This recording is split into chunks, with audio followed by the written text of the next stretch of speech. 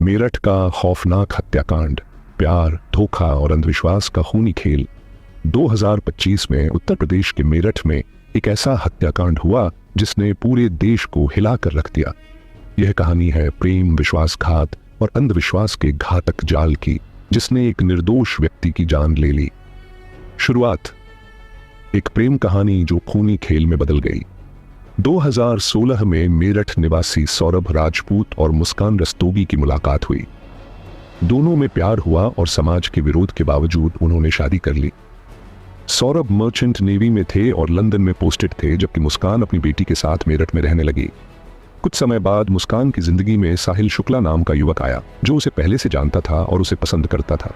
सौरभ के दूर रहने के कारण मुस्कान और साहिल की नजदीकियां बढ़ने लगी।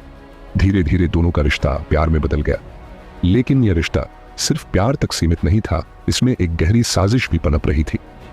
अंधविश्वास का खतरनाक जाल। साहिल एक अंधविश्वासी प्रवृत्ति का व्यक्ति था और आत्माओं, तंत्र मंत्र जैसी बातों में गहरा विश्वास रखता था। मुस्कान ने इस कमजोरी का फायदा उठाते हुए स्नैपचैट पर एक फर्जी अकाउंट बनाया।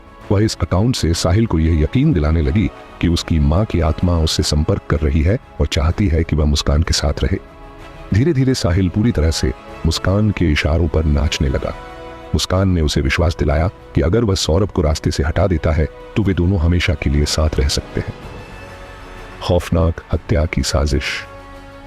4 मार्च 2025 को जब सौरभ लंदन से अपनी पत्नी और बेटी से मिलने आया तो मुस्कान ने उसके खाने में बेहोशी की दवा मिला दी।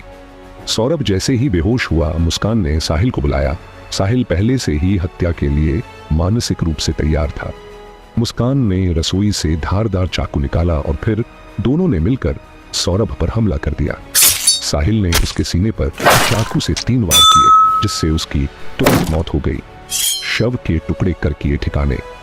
अब उनके सामने सबसे बड़ी चुनौती थी शव को ठिकाने लगाना।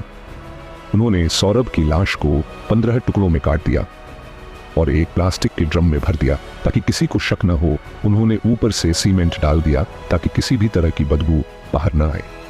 साजिश को अंजाम तक पहुंचाने की कोशिश। हत्या के बाद भी मुस्कान और साहिल ने चालाकी दिखाई।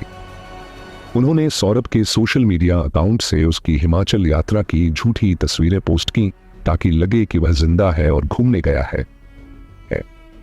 इतना ही नहीं, खुद को बचाने के लिए मुस्कान और साहिल असली में शिमला घूमने भी चले गए ताकि अगर किसी को शक हो और लोकेशन ट्रैक हो तो लगे कि सब कुछ सही है।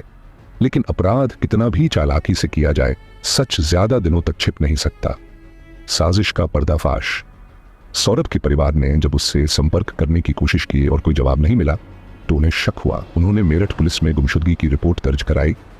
इसी बीच मुस्कान ने अपने माता पिता से कहा कि शायद सौरभ का मर्डर हुआ है और उसके परिवार वालों ने उसे मार दिया, लेकिन उसके पिता को उसकी बातों पर शक हुआ।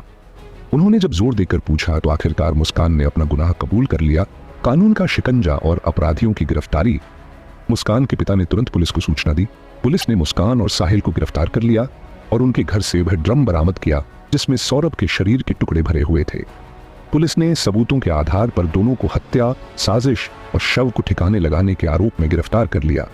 इस खौफनाक हत्याकांड का अंत हत्यारों की गिरफ्तारी के साथ हुआ। सबक जो इस घटना से हमें मिलता है, अंधविश्वास का परिणाम हमेशा खतरनाक होता है। साहिल ने एक फर्जी अकाउंट को अपनी मां की आत्मा समझ लिया और हत्या जैसा अपराध कर बैठा।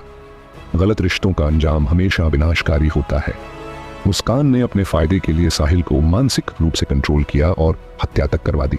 कानून से कोई नहीं बच सकता, चाहे अपराध कितना भी शातिर तरीके से किया जाए। पुलिस की जांच और सबूतों के आधार पर अपराधी पकड़े ही जाते हैं। आपकी राय क्या है? क्या आपको ये केस चौंकाने वाला लगा? अपनी राय कमेंट में बताएं और ऐसी ही सच्ची घटनाओं पर आधारित कहानियों के लिए हमारे चैनल को सब्सक्राइब करें।